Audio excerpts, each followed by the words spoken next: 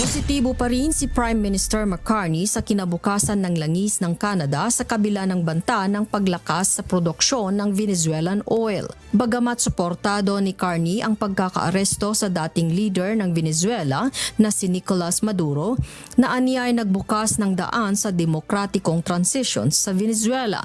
Hindi nito nakikitang isang banta sa oil sector ng Canada dahil nananatiling competitive ang langis ng Canada.